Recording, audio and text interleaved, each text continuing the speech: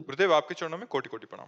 महर्षि आपके द्वारा सत्संग में कई बार और कई प्रकार से समझाने के बाद भी कि गुरु और हरि दो नहीं है, मेरी आसक्ति गुरुदेव के प्रति ही है और श्री जी या ठाकुर जी के प्रति कोई भी भाव नहीं है। लेकिन ऐसी स्थिति होने पर भी गुरु आज्ञा में बार बार परास्त हो जाता हूँ। इस स्थिति में ना इधर का हूँ ना उधर नहीं, का हूँ, ये मेरी तो भावना। बहुत सुंदर बात होती है कि गुरु गोविंद दो खड़े काके लागों पाए, तो बलिहारी गुरु आपने।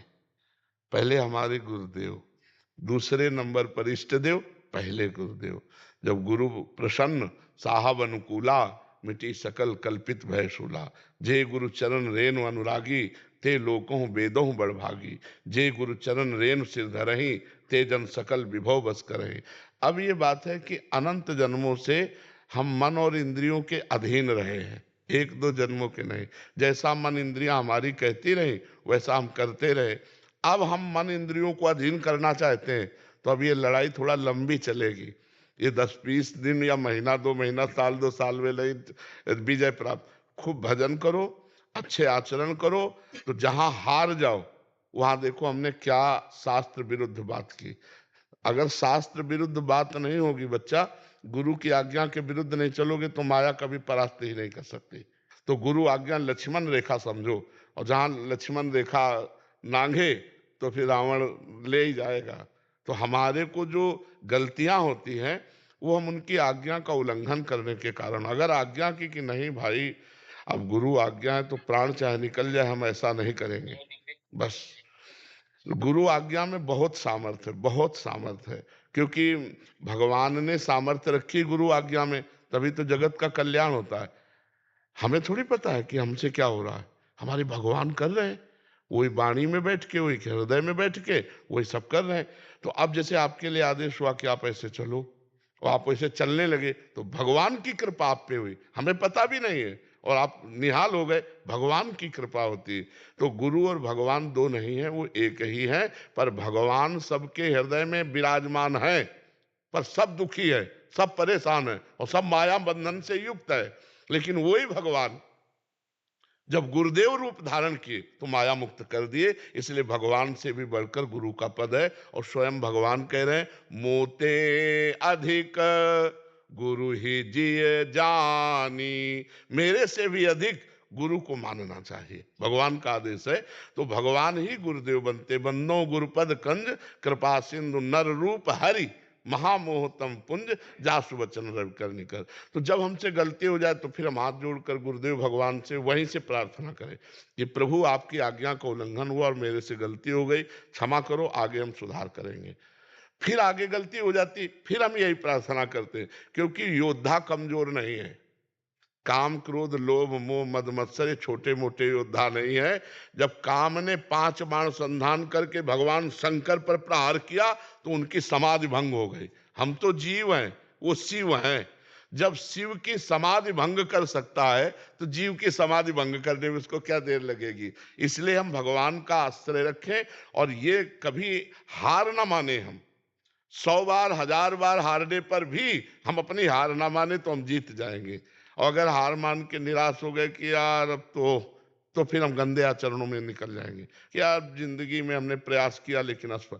हर प्रयास असफल होने पर भी हम असफल नहीं होंगे, एक दिन तो सफल होंगे ही हम। तो हम आगे बढ़ते रहें।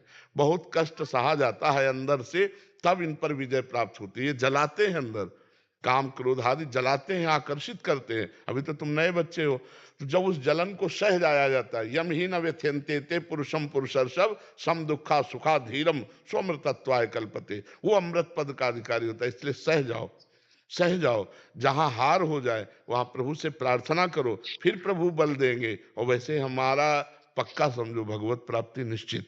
किसकी? जिसने भरोसा कर लिया। भगवान भरोसे को नहीं टालते। एक बार भगवान स्वीकार, हम अभी कल सत्संग में सुनाया था कि जगन्नाथ जी की सेवा में, अंग सेवा में रहते थे, और उनका गलत संग हो गया, वैश्यागामी हो गए। तो जब सबको पता चला, जो अन्य सेवक थे, तो संगोष्ठी उन्हें बैठाला गया और कहा गया कि जगन्नाथ जी के अंग सेवी हो, या तो आप जगन्नाथ जी को स्वीकार करो या वैश्या को। तो उन्होंने वैश्या को स्वीकार किया, जगन्नाथ जी को छोड़ दिया। अब कुछ समय बाद उन रोग हुआ, शरीर पूरा हो गया, क्योंकि शरीर तो कब पूरा हो जाए किसका कोई भरोसा नहीं। तो जगन्नाथ जी ने स्वप्न में अपने पार्षदों से कहा कि उसकी अंत्येष्टि क्रिया करो जैसे हमारे पार्षदों की होती। तो उनका प्रभु उसने तो आपको छोड़ दिया था। तो कहा उसका स्वभाव है वो छोड़ सकता है, मेरा स्वभाव छोड़ने का नहीं है। जगन्नाथ जी ने उसको परम पद दिया। थोड़े दिन अंग सेवा की और वैश्या कितना मलिन काम, लेकिन जगन्नाथ भगवान जिसे स्वीकार करते हैं उसे छोड़ते नहीं। तो अब ये हम कैसे जाने कि भगवान ने हमें स्वीकार किया है?